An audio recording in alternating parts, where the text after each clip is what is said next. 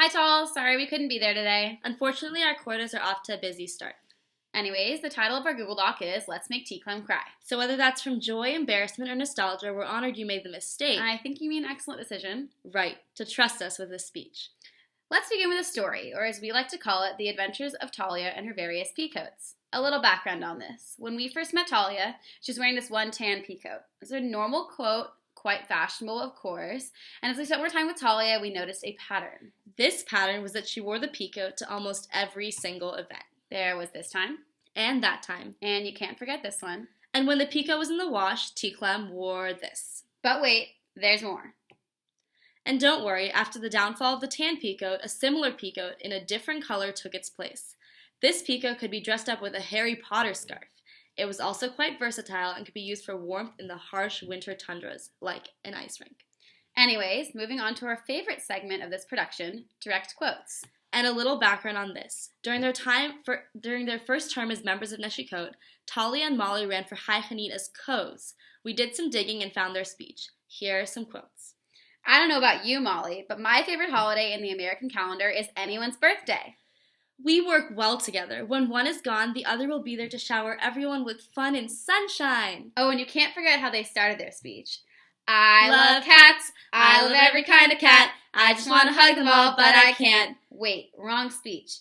Anyways, hi there. My name is Talia. And my name is Molly. And we are running for the grand position of High Hanyot.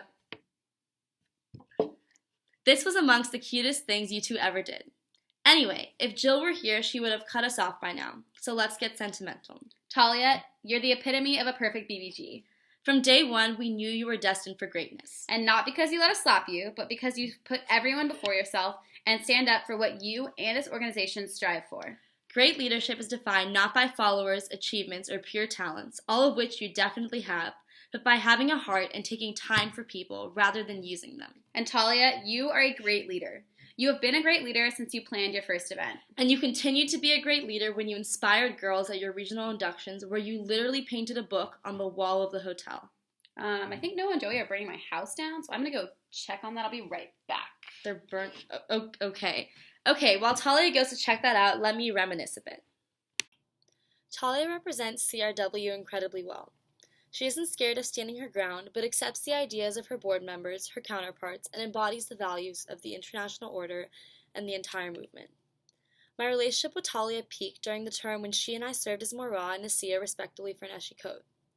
As per usual, the term was filled with ups and downs, but Talia never let me or the chapter down. She was always one step ahead of herself and took things to a higher level. And the thing is, because of her innate leadership abilities, Talia has always been able to know when to step back to give other people space to grow and learn, but also how to step up in any situation. For example, when an entire glass window was mistakenly shattered at my life ceremony, Talia saved the day by rushing with my sister to pick up my grandfather to fix the mess. Moreover, Talia helped me calm down and reorganize the event and fully commit to making sure that the rest of the night went flawlessly. It's times like those where I'm reminded that the friendships you make in BBYO are to last a lifetime. I'm thankful to have someone like Talia in my life, and I know that we'll stay friends for years to come, and I know that everyone in this room feels the same way and cannot imagine not having you as a part of their lives. I certainly could not fathom the idea of a 63rd Regional Board without you.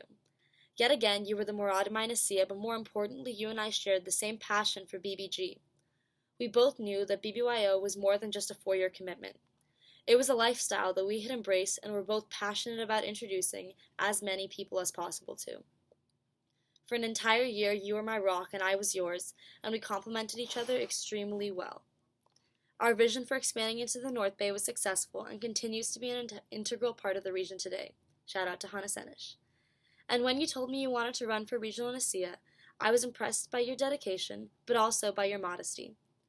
Rather than being hungry for power, you were concerned with leaving our chapter without older members. But as far as I can tell, you've been an active part of both, the chapter and the region, this entire term. A feat not gone unnoticed. The B'nai B'rith girls and Olives in the room are so incredibly fortunate to have been led and taken care of by you this year. You accept challenges with grace. You are humble and wise beyond your years, inquisitive and by far the most genuine person that I have ever had the pleasure of calling a friend, a board member, and a fellow BBG. And as the next generation of BBG's plans programming, they'll talk about Anita Perlman, discuss Hillary Clinton, Sheryl Sandberg, and other inspiring women who have ignited positive change in their communities and the world. And I have no doubt that you will be a part of the discussion, and no doubt that your name will be on that list. Personally, I am forever grateful for your support, and I am honored that you invited me to speak here today, and wish I could have been there in person. But before I move to accept your states, I think the Talls has something else to say.